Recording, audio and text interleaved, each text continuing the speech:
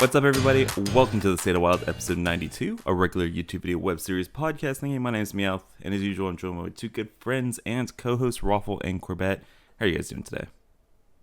You know, I'm doing all right. I spent a week actually playing Hearthstone again, and that was new. After the switcheroo and the Kael'thas were running rampant for a while, they are no longer there, and feels good. I actually enjoyed my time streaming and enjoyed the game again. So we got a new expansion. Did you know that?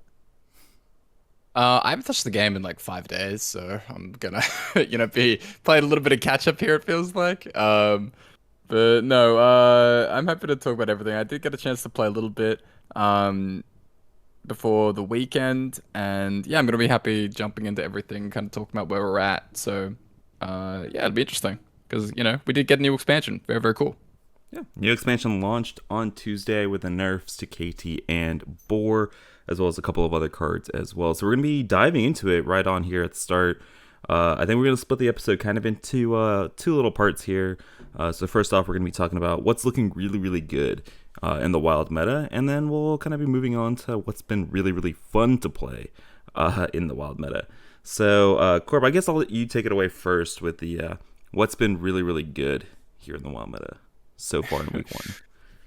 Okay, so basically, like I said, I haven't really been playing a ton, but I was able to play catch up with looking at things like Just Replay and VS and kind of reading through some comments from some friends, some high legend players and things like that. So basically, we're kind of roughly where we expected with a couple surprises. Like Pirate Rogue definitely looks like the early front runner.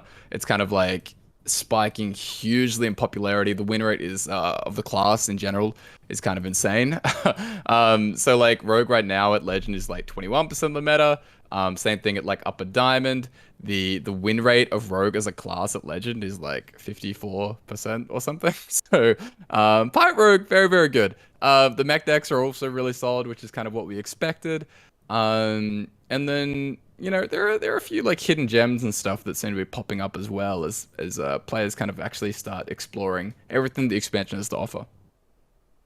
Yeah, so let's hop into the first three decks that we talked about here, the Pirate Rogue and the two mech decks. Like we mentioned last week, these weren't really three decks that kind of caught us by surprise that they were good. Have they kind of caught you by surprise as to just how good they were now that we have like all the decks out there in the meta? No, I mean, like, I expected Rogue to be the front runner, so that's not really a surprise. I didn't know if it was going to become like a huge balance concern. I think the jury might still be a little bit out on that one. We'll have to wait and see because it is very, very good. But no, I expected like the mech decks and the Rogue decks to become very powerful as the aggressive things in the format. And it was more like figuring out how everything else around those decks is going to fit in because it seemed very likely those were going to be good. Yeah, I think that it wasn't it wasn't a matter of how good Rogue was going to be. We knew that was going to be the case. It was a matter of how far ahead it was of old decks, which I think is a little bit surprising. Obviously, Pirate Warrior, we talked last week during the nerf, was on the decline already, so we weren't really anticipating that would be up, but that dropped off real hard. Like the like the Warrior win rate in Wild has just plummeted, and some of that is Pirate Rogue, but also the mech decks really bully the Pirate Warrior from board, which is something that it was doing to every other deck, when it was reigning supreme, and now they have kind of flipped that, and those two decks are really pushing it, and you can just easily race it with Pirate Rogue. So it's like, the on top of the other decks that were already coming in to shoulder it out of the way prior to the expansion, you have three of the best, or the three new best decks, and arguably the three best decks right now are kind of pushing that down. And even things like Questline Hunter aren't really at the same level of prominence or power that we saw going into the expansion as well. So yeah, not surprising that these decks are good. A little surprising how much further ahead they are than some of the decks that we've been getting used to. So yeah, I mean, I for one am glad that Aggro seems to be back though, because it did kind of have the vibe of at the end of the last expansion where like it was kind of just Pirate Warrior as your aggressive option, and at High Legend that tended to fall off because it wasn't very good until all the other decks that people were playing at High Legend. And so, I mean, people might not like that, but I am kind of glad that things like that are back, so that decks like Mechathune and Pillager and the new Quest Mage that we might talk about aren't kind of running rampant all over the meta. No, I'm a big fan of that too, because of the type of aggro decks that we're seeing. These are very powerful, very resilient aggro decks, and in the case of Rogue, very fast. It's kind of like taking over the Shadow Priest spot, but they have finite resources. Like you can plan your deck as a control deck to remove their stuff. Arguably, that's not going to be the most successful against something like Mech Paladin in particular is incredibly resilient, and Mech Mage is flooded with card draw. So like it's relative to the strength of control decks, these decks are still getting a big boost and are quicker and more efficient and more resilient. But like you can theoretically run them out of resources, and I think that that's like a world where aggro decks should exist, and why I had a problem with Pirate Warrior for so long. And so I'm fine with this. It feels like a healthier sort of I don't know, call and response metagame that you would hope for in a card game, even if you don't personally like aggro now and you don't like where things are, like decks can respond. Yeah, the towards the end of last expansion, I think that a lot of the aggressive decks, I don't know, like they weren't that bad. It's just people weren't really flooding to play things like Beast Druid and Inner Fire Priest. They were very kind of different than some of the aggro type of decks that we'd seen in Wild previously, and players weren't really playing a ton of those decks in general. In some ways, they were just kind of like Weblord decks as well, which was kind of a weird situation. So, but there's definitely been like the changing of the guard, right? Where decks like Beast Druid and Shadow Priest and Pirate Warrior have kind of been phased out, and we're seeing this tribal synergy with the mech decks and the Pirate Rogue kind of taking over. So aggro's definitely got a little bit of a facelift, I guess, or a transition. Yeah, all those Pirate Warrior players are now transitioned over to Pirate Rogue, because one's been nerfed and one's just really freaking good right now. Is where most people, I think, are going. All right, so let's move on here a little bit, and let's talk about everybody's favorite archetype. Let's talk about some Reno decks, and we may or may not be surprised by the best or most popular Reno deck right now on ladder, and that happens to be Paladin. Yeah, that hero Cariel card is it's pretty good, by the way. Pretty good. Yeah, I was playing Reno Paladin recently without Nozdormu, and I was just keeping her. Like, why would I mulligan my best card?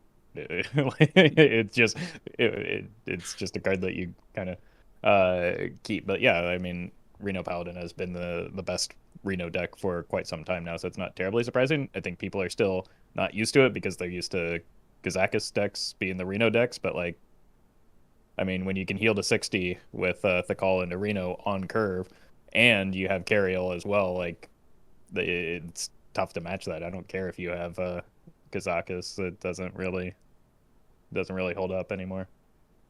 Yeah, it's kind of funny. Where I think like aggro, like I was talking about, kind of when like it kind of looked very different, right? Like decks like the Weblord decks like Beast Druid and In a Fire kind of came along, and it was a little bit odd compared to what people were used to with aggro. And yeah, the same thing is kind of true with the Reno decks, right? Where the Reno Paladin doesn't really play the same kind of super grindy, very defensive kind of playstyle that a lot of the Reno players and people that really like that deck are used to. So it's not quite like a Warlock or a Mage or something like that, or a Priest. It's very proactive, it's very threat dense, but this is the best thing that you can do, and it's really the best way that you can play, or the most effective way that you can play Reno decks nowadays. No matter what you want to be doing, you want to be at least proactive and being able to actually threaten and present some lethality if you're going to be playing this type of deck. Yeah, so Reno Paladin looking really, really good with both the new Leviathan card, the Colossal Mech Minion, as well as a back to 2 mana equality. So Paladin gamers really liking that. And that's not to say that other Reno decks aren't doing well, right? I've seen individual anecdotes of Reno Priest and Reno Lock and even Reno Lock and things like that. I know Martian's been kind of pushing this 4 Murloc Reno Lock with the 5 mana 4/3 that draws 3 Murlocs, and it draws you your Sea Devil Stinger plus Mutanus, and Gigafin, which seems kind of spicy. And he was having success with it. I don't know if it's good or will catch on, but there's spice out there, is what I'm saying. I can't imagine even the Martian thinks it's good. I think he's doing it for fun. That was my assumption, but it looks like a blast, and I can't wait to play it. But I can't imagine that like actually being a legitimate play, right? I think in general, Reno decks are still gonna be weak, but they're better, right? I think they're better than they were like a couple months ago, and you know that's a big improvement for a lot of people. Yeah, I think some of that is the potential aggro decks that they're facing too, right? Like, exactly. You can Warlock in particular can run those decks out of resources because it has Defile, it has Touch, it has Drain Soul, it has really efficient removal, even if you're only running one ofs, and then it can rely on Reno to really stabilize the life total so they can't get like bursted over the top with the last few pieces that they have. So yeah, I could definitely see that, and maybe like a Reno mage that's moving away from Pocket Galaxy could definitely do something similar if you build it that way. But that's why I'm skeptical of the Murloc top end, is because I think you want to build it a little bit differently. Like I feel like you were just better off with like Void Color into big demons in that type of scenario too. Well, why not both? I mean, let's talk about Gigafin a little bit here. Transition a little bit away from those Reno decks, because that combination of Sea Devil Stinger and Gigafin, it's really damn powerful, right? Like if you happen to have it, it's game winning on like just how busted it is, right? It is 8 mana, 13 worth of stats that clears your entire opponent's board, right? Like that's a really insane power swing. I know people have been messing around with it in Darkglare Warlock. I know people have been messing around with it in Evenlock to a lot of success. So like it kind of makes sense to me that like slotting it into a Reno deck, probably not the worst thing. But yeah, I mean the Sea Devil Stinger into Gigafin combo though. I mean let's talk a little bit about that and just how busted it is, and should more Warlock decks kind of be taking a look at it. Yeah. I don't like it because it's really, really, really, really broken. Like to me, I feel like I need to get on a little soapbox about this, because I kind of put up some lists in my Discord and stuff right after the patch, or right before the patch, and I had like Gigafin and Sea Devil in even Warlock, and a lot of people were just asking like, is that even worth it? Does that really make sense? And it felt like it was very difficult to just get across just how broken Gigafin is. Gigafin in Murloc Warlock, right, which isn't a great deck. Gigafin in the Aggro Murloc deck has like a 74% mulligan win rate. It's like well over 10% clear of every other card. And the only synergy is basically just the Sea Devil. It is the best card. You auto keep it, right, in your Aggro Murloc Warlock. It's something like even Warlock, where you're drawing 2 cards a turn, you see a lot of your deck. I will auto keep Gigafin every single time. It is the best, most powerful thing you can do in this deck. It hasn't really trickled out to the wider population. It was very popular this week in THL, which is kind of like a competitive wild thing. Like everyone that was bringing even Warlock was basically bringing Gigafin. And yeah, it is honestly insane. Like you play this 2-card high roll, and it is so good both as a reactive measure. Gigafin by itself on 8 is also sometimes okay, by the way, but just like in general, like a reactive measure to clear the opponent's board, but also like Meowth said, developing 15 power on turn 4 is just absolute insanity. So yeah, every Warlock deck that's a little bit slower needs to be playing this, that can afford to play this, needs to be playing this. It is one of the strongest, most busted things you can be doing in Wild right now, and I don't like it because I think it's honestly way, way, way, way too busted. And it does make even Warlock mirrors kind of very toxic in a way that I don't think they were nearly quite as bad before. But I can't get across just how busted this power spike is and how confident I am that even Warlock will want to be playing this. And, you know, once we get more info on it, I'm sure everyone else will be able to see that as well. All right.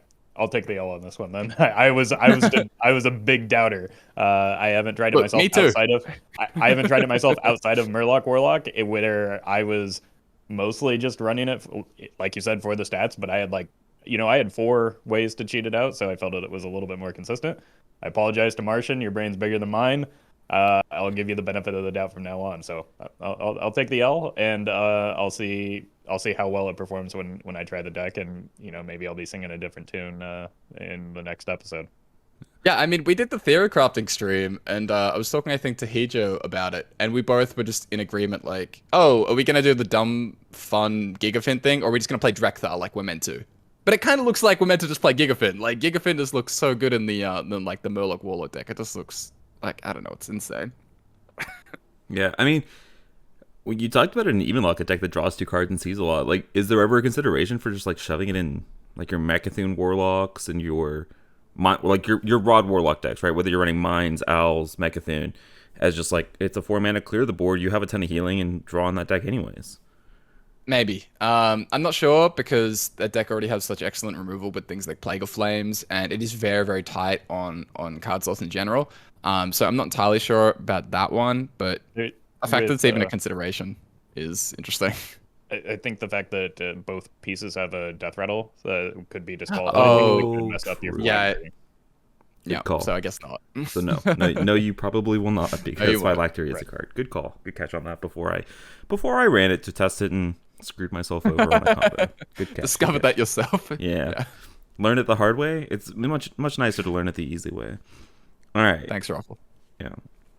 Okay. I got one thing right tonight. one thing.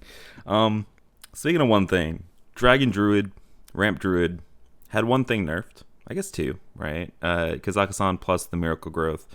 So Corb, how are the Dragon Druid builds, or just the Ramp Druid builds in general, looking?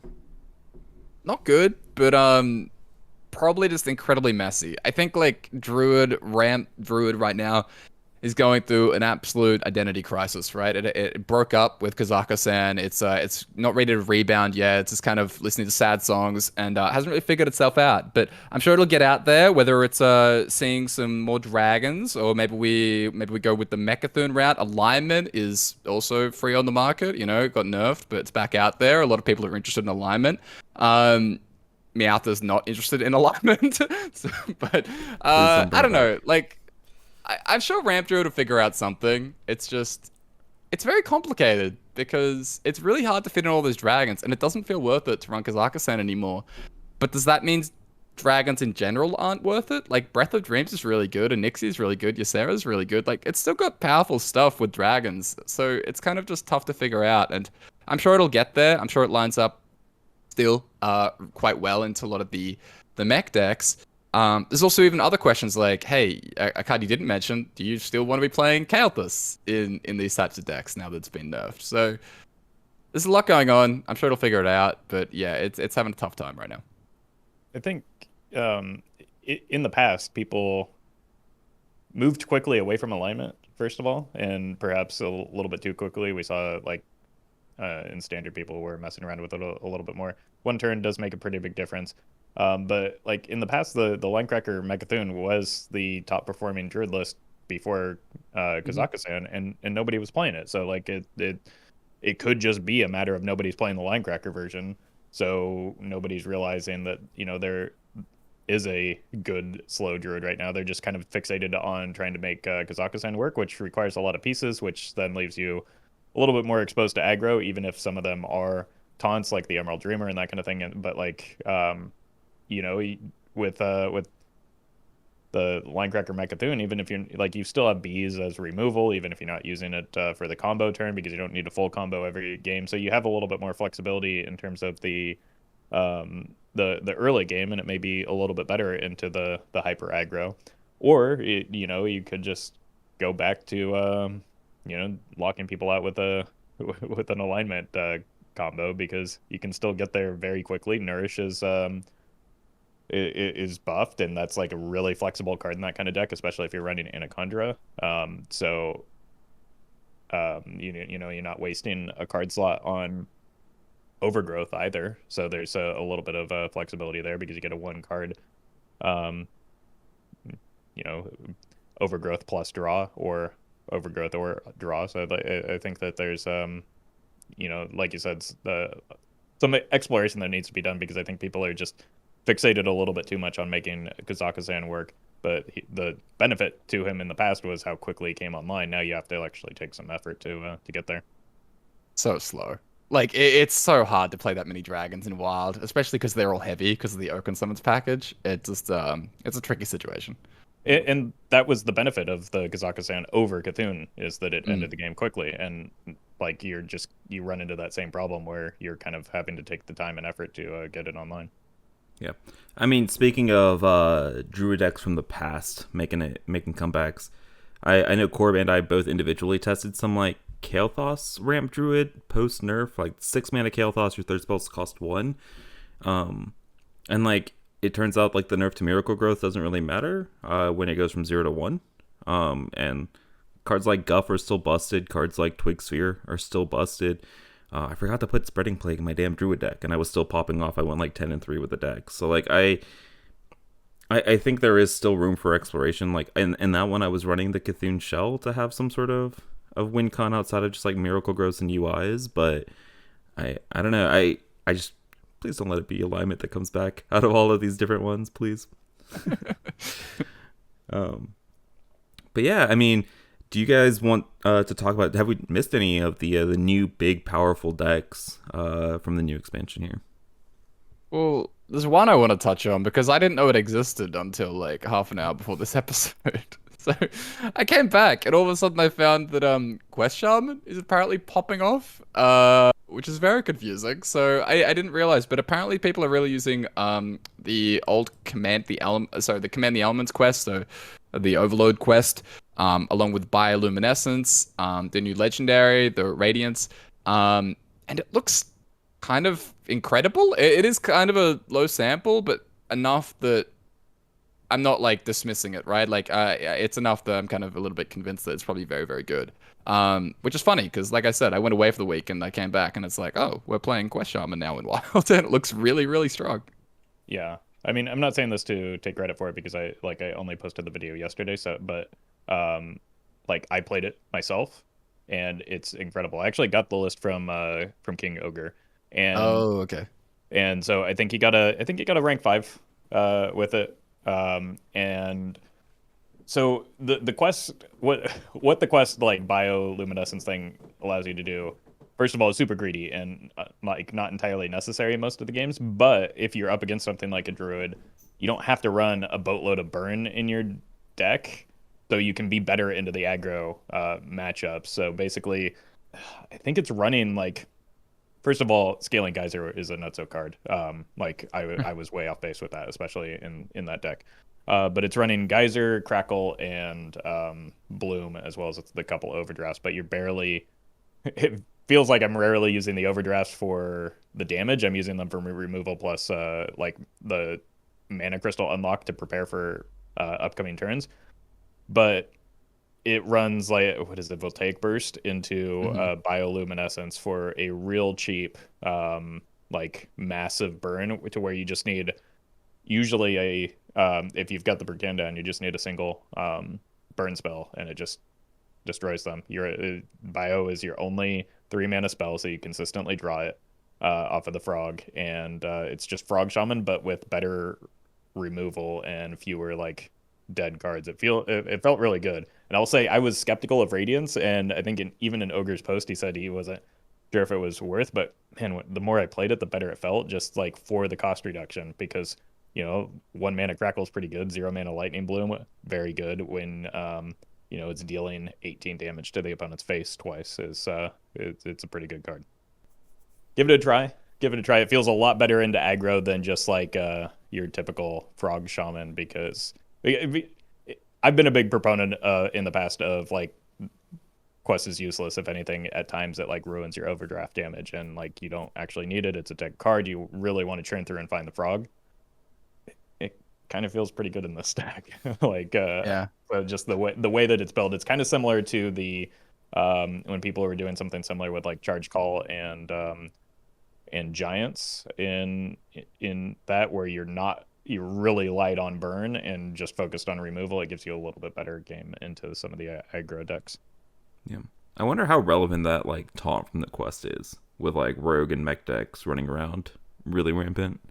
I wonder like how big of a factor that is in the deck success. Probably not very much, but I don't know. I haven't messed around with Frog Shaman. Man, Spirit of the Frog. This card from Rosticon's Rumble really coming to light as a good card in a good deck.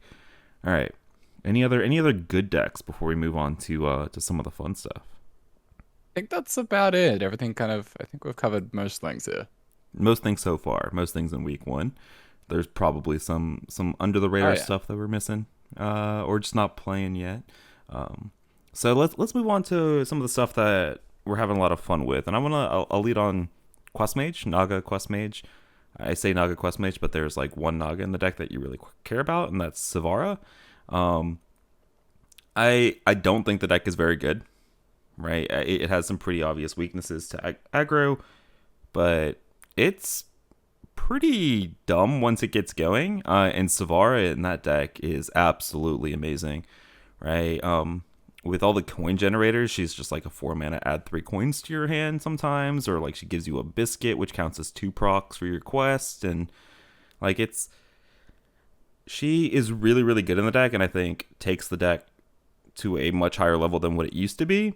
It just turns out that that level is still not very good, but it's a ton of fun to play. And so for those of you guys that don't know, this is the quest where you play 8 spells that didn't start in your deck, and then you get the time warp, and then you know, take multiple time warps because you play Bran and Parrots and Potion of Illusions and more Parrots, and you take like 15, 16 turns, and eventually you kill your opponent somehow, some way. But yeah, I mean, the deck's really, really fun. I don't know if you guys have messed around with it a lot. I played a Reno version very early because I wanted to run more Nagas than just Sivara, and yeah, it was a lot of fun. But I could tell that like the only card that belonged in there was Commander Sivara because you, like you said, you can do so many stupid things. Whether it's coins, whether it's additional copies of Ice Block, Mm. like you can get effective extra turns by just generating multiple ice blocks. I even just ran her in like a multicaster ping mage recently, um, and would just time my spells to make sure that I was only getting back ice blocks and wildfire so that I could, buy myself some extra turns because I'm not playing the quest. So like, yeah, she's a real fun card and she fits into that deck perfectly, especially because she also works well with Bran to get you additional copies of those spells. Like in the past, when you played the deck, you often were kind of in a situation where you wanted to hold the coin generators for the turn that you played the Bran. So you play Bran coin generators into quest completion, then follow that up with parrots. Now you can kind of tempo out the coin generators a little bit better, play the coins, and do something similar with her, where you use her with the Bran to complete the quest. And yeah, seems good. Yeah, Commander's definitely like the best card in the deck. It's right now, like I agree with Mouth, it's not great, but the thing is, it kind of just gets farmed by the super fast aggro, particularly Rogue, right? Like Rogue is the big thing, where Rogue is the most popular deck on ladder right now, and it loses very, very badly to Rogue, which is always like a tough recipe, right? It's hard to be a good deck when you're losing a lot to the most popular thing. But apart from that, pretty good. Like apart from that specific matchup, even the mech decks is kind of not that horrible against, just because the mech decks they do take a little bit to get going. Like Mech Mage in particular is kind of just a delay and then kind of pops off turn 4, turn 5. But by that point, there's already an ice block down. Maybe we've already drawn some cards, got some coins, and it's not like a terrible situation compared to the Rogue, which hits you right in the dome from turn 1. So yeah, like if you manage to dodge Rogue, might be worth it. If you're probably like not at that upper diamond bracket, you probably see a little bit less Rogue. But yeah, I don't know. This deck is kind of potentially quite dangerous, I think, because I don't know if it's been completely solved, and the infinite turn thing is pretty. I mean, it's pretty crazy, right? Like you can literally just chain off for the rest of the game as early as probably turn 6, turn 7 sometimes. So it's pretty crazy. Yeah, it.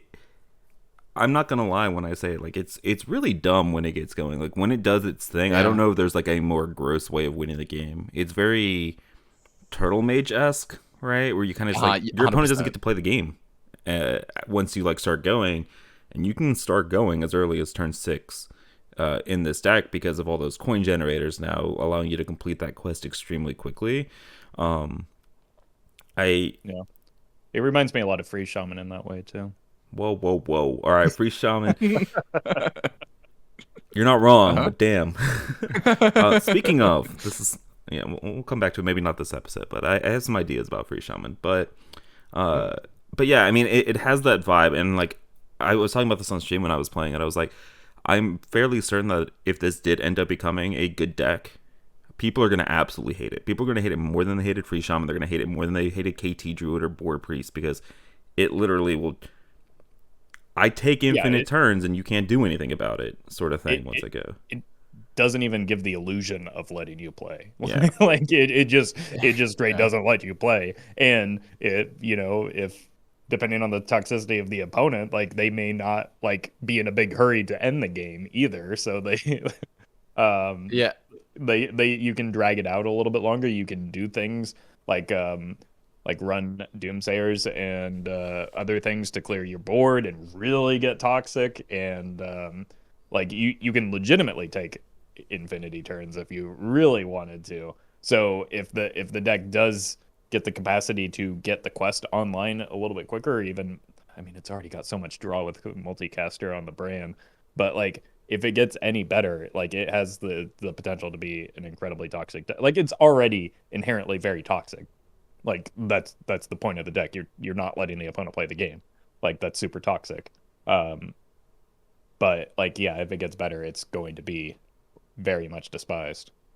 Yeah, it just needs a little bit more survivability. And if the draw isn't as concentrated on like just multicaster and like things like research project, right? That's not like ideal giving the opponent 2 cards, but there are some clear upgrades and it'd be pretty nasty.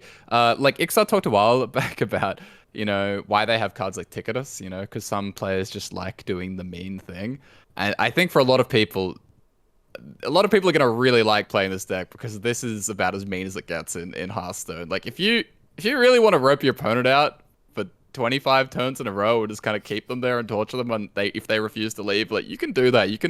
It's the ultimate play with your food deck, and I'm sure it's going to be very appealing to some people, and other people are going to be having to go get some new keyboards and some new monitors quite quickly. yeah, exposing me by the way because I absolutely enjoyed playing this deck. I absolutely loved it. Didn't have anybody refuse to scoop. Didn't really toy with my food yet, but it's been a ton of fun to play. It's probably I've been playing Queen Ashara in my deck as like a second Naga. Like I know it's not optimal, but it's still fun to like. I go for like the 1 mana Nelly or the 1 mana Gigafin against aggro. I go for the 1 mana shuffle. Are you kidding me? I want to add some more. I want to embrace the chaos against completely. aggro. I'll go for the colossal minions. Against the other decks, like you go for either the 1 mana extra time warp with the ring, or you go for the like shuffle 5 spells in, and it also will like if you've played Finley beforehand, it'll actually break up like the bottom of your deck if necessary. So it's not fun, or I mean, it's not the best, but it's definitely really, really fun. And yeah, you can avoid that fatigue as well with the Finley, which is kind of like a funny interaction where you can just keep going and stuff if you just like manage to put more cards into the deck and things like that, like right as you get to the fatigue point. So yeah, I mean it's a very cat-like behavior. Yeah, I'm surprised you haven't started playing with your food a little bit more. I probably will once I get more well versed on the deck, but I bet you would. Yeah, probably. Definitely my favorite deck I think so far that's running new cards from the new set. So any other decks that you guys want to touch on for some fun stuff that you've been messing around with? I played a little bit of Holy Wrath Paladin recently, thanks to like things like Finley putting like Shrivala back at the bottom of your deck, Polkelt being unnerfed so that you could slam Holy Wrath on curve at times, and also the new 2 mana dredge card to like dredge after you Finley. Did not feel good. No. I think it's terrible. Like a lot of people were really trying to convince me that was a good deck, and it's not. I think if you want to play this deck, what you want to do is just run the 4 giants. So you've got the Naga giants now, plus the Shrivala, hyper aggro early game, Polk out Holy Wrath, and just like get 10 chip damage early, and just like Polk out on curve, Holy Wrath on curve, close out the game immediately. Like you don't want to get too cute with like drawing cards and like, or even the Finley. I think you just want to go hyper aggro, but the deck was not fun. It was just like it was just frustrating. Like I'm trying to jump through all of these hoops just to put Shrivala or a giant on top, or just to like undo the terrible draws that I was hitting. I'm just like, this is just not worth it. Like I'm holding this Pole Kelp because I have all of the giants in hand, and I haven't drawn the Finley yet, so I can't like rearrange them. It was a nightmare. So I wouldn't recommend that deck. But I had actually a fair amount of success with um a what is it, the Trickster in Rogue into Smokescreen into just a boatload of big minions. I did okay with it. I was just kind of goofing around. I thought it was like a dumb high roll deck. Somebody, I think just today, let me know they hit Legend with it, and I did not think it was it's early in the season. I did not think it was a viable deck by any means, but apparently people are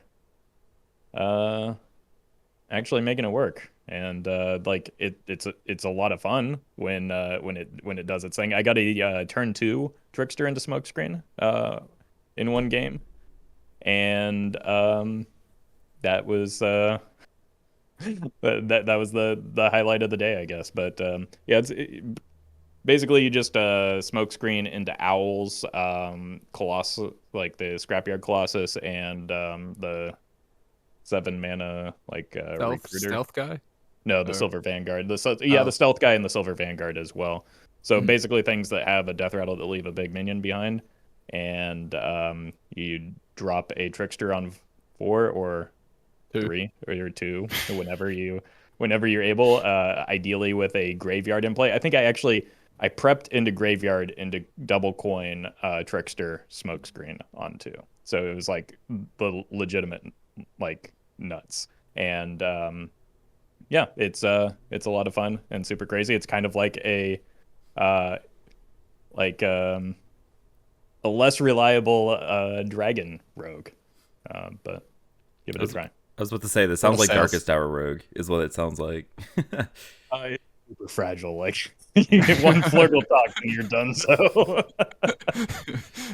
Darkest Hour, but we cut all the removal and right. Right. It's basically like it's Trickster, Smokescreen, like a handful of other spells, and then just like big death rattle minions at the top end. So like there are some hands where you just stuck with those big death rattles and feeling kind of miserable.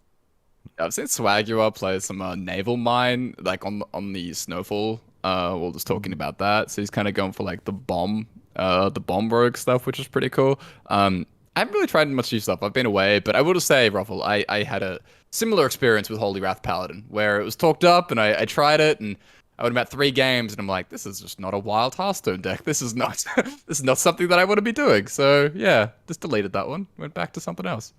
Well, there's control. You talked up Control Paladin, all right? You just happened to go the Holy Wrath route. Do you think Control Paladin has any sort of hope? Or after playing it a little bit and kind of looking at the deck building options, I just don't think it's there. I don't think it has the draw to go like full defense, and I don't think it has like a reliable win condition really, while like having enough draw and things. It's just like a very clunky, right? The Holy Wrath stuff a lot of the time, and fitting and everything. Like draw and removal options in Paladin are kind of terrible. Like there's a reason Reno Paladin goes full threat and full proactive and things like that, and why that's kind of the best move.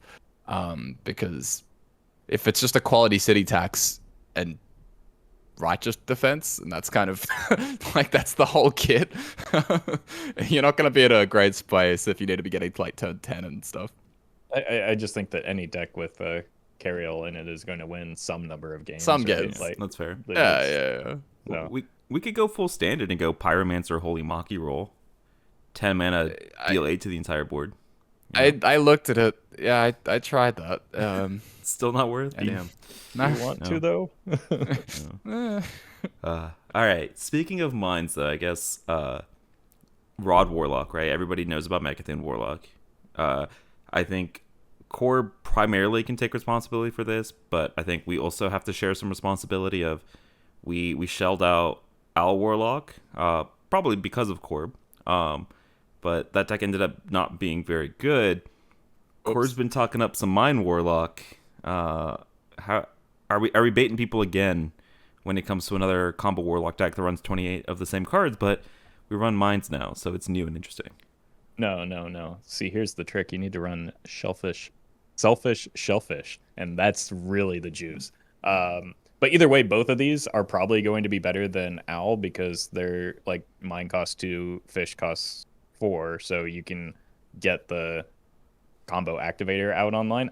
I could see Naval Mine being it's certainly better than Owl Warlock, right? So like That ended up not it, being a very high bar, so still a good deck. It's just like it's maybe not as fast as Mechathune, but like I don't know. Like I still have a hard time believing that Naval Mine couldn't be better than Mechathune when you don't have to empty your deck, right? Like I know you're practically already emptying your deck anyway, but like This is the trap, Ruffle. It makes so I much know, sense I on know. paper. I'm gonna die on this hill with you, Corbett. It's got. I'm a Naval Mine truther. Look, this is just like a tradition at this point. New like patch or expansion comes out, I get a new death rattle and I go, it's just like Mechathune but faster. And then like I win a whole bunch of games day 1 or day 2, and then it's just bad, apparently. Like I don't know, like I did fine with Mind Warlock. My main losses were in the mirror, and it definitely like it was fast. It was legit fast. Compared to Mechathune, and even compared to Owl, right? Like, there's a big difference, obviously, between 7 mana Owl and 2 mana Mine. So, you could feel the speed. Like, I was able to OTK on turn 7 a couple times, which, like, that's pretty fast. But I don't know. I think it'll be solid, probably a little bit better than Owl Warlock was last meta.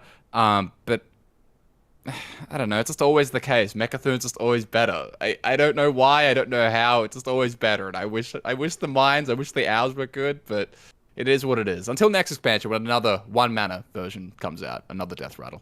But okay, this might be me looking at things theoretically instead of in practice once again. But like, don't those decks seem like they could line up pretty well into aggro rogue just because of all the like 1 health removal things and defile? You've got a lot of stuff to touch. You've got like a lot of it's seemingly infinite healing in that deck. Like, could that be a good response to pirate rogue, or is it just got too much damage over the top with the weapon? I was actually very unsure, like, how that matchup would go, because, like you, I was thinking about the removal package being quite solid, and but also the damage. It actually looks like kind of a close matchup, which makes sense based on what I just said. So yeah, it actually looks pretty even into Rogue since the patch. Kind of just having a look now since like pre-patch, and yeah, it's a little. It looks about even. So yeah. Definitely a position though for Mechathune Warlock. If you're able to go even into the aggro stuff, then it's a pretty good spot. But Mechathune Warlock, I don't think we mentioned it when kind of going over the decks at the very start. That deck's still good as well. That deck's still very, very, very strong. yeah, we didn't touch on all of the old good decks, right? We didn't touch on Inner Fire Priest. We didn't touch on Mechathune. We didn't touch on. I mean, Free Shaman it might be a little bit worse, but all the good stuff from prior to the expansion, we kind of just touched on like new stuff that had new cards. Yeah. So Yeah. All right. I think that's gonna wrap it up. I think we've talked about like 20 decks today, so tune in next week to actually figure out which of those 20 decks are still seeing play and weren't just week 1 bait from this new expansion. God, it feels so nice to say that we actually finally got to play with the expansion, and I don't know, I enjoyed it. Have you guys been enjoying your? I know Corby, you only got to play 2 days of it, but have you guys been liking the new expansion so far? I've been loving it. I came into this expansion. I think part of that was the theory crafting, but part of it just was the cards. More excited for this expansion than I had been in like literal years, maybe ever in Hearthstone. And Kael'thas and Switcheroo just kind of destroyed that entirely to the point where I didn't really want to stream Hearthstone for like a week or two. And I was just like forced to auto concede against this because like it wasn't even fun to make content around it because it's like, these decks are going to be gone soon. Like, why even try to counter them? That's going to be so yeah. And this past week, I feel like things have opened up a little bit. I played some goofy Reno decks. I went 7-0 with a Reno Death Rattle Demon Hunter and like was just I don't know, pulling games out of thin air, but it felt like things opened up in a way that allowed more fun to happen, at least in those first few days. So it really did feel like a new expansion. Yeah, things are probably going to close up a little bit once people start realizing how good Pirate Rogue is, and you know actually start playing like the mech decks and other things, and moving off of stuff that they're playing in the past that isn't performing as well. But like, I don't know. I don't mind losing to the mech decks as much as I do some of the decks that we've, like Questline Hunter and Pirate Warrior, that we've had previously, because I don't feel as helpless against them in most cases. So I'm okay with it, and it may just be the contrast to Kael'thas and Switcheroo, or the novelty of these decks, and that's what I'm responding to. But like, I don't care. I'm enjoying it. Yeah, I think for me, personally, Alterac Valley, the back end of Alterac after the Old Hunter and Ignite nerfs, I think I'm gonna look back on that meta really, really fondly. I think that was one of my favorite wild metas. I had some slight grievances here and there, but for the most part, I really, really enjoyed that. I think like in this expansion Voyage to the Sunken City, it's not really my personal favorite expansion. Like, I'm not super into the tribal decks in general. Like, I'm not really thrilled about the mech mage and mech paladin and the pirate rogue. A lot of the parasitic stuff.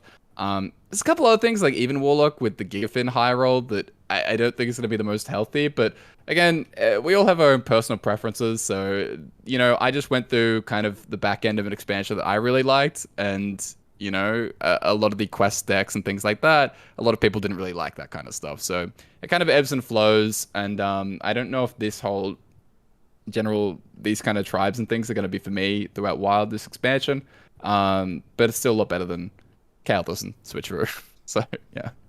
Definitely. All right. So let us know down in the comments below what you guys have been playing and enjoying, and let us know if you guys try any things that we talked about today, and let us know your experience as well of that. I have a little notepad of all the decks that I want to try out for this expansion, and I've like barely made a dent in it. So next week I'll be talking about a bunch of new decks as well. I'm sure Roffle will, because he's got to keep up that YouTube content. Yeah, appreciate you guys hanging out, and Roffle and Corb, thanks again for hanging out with me and talking Wild Hearthstone, and let the people know where they can find that said wild content. Yeah, you can find me on Twitch and YouTube at Roffle, and Twitter and Instagram at RoffleHS. And you can find me at Corbett on Twitch and at Corbettgames on Twitter/YouTube. Yep, you guys can find me at Get Me Out on all those platforms. Thank you for everybody that listens all the way to the end. Appreciate you guys. Roffle and Corb, thank you again, and we will see you guys again next week for week 2 of Voyage to the Sunken City. Take care, guys.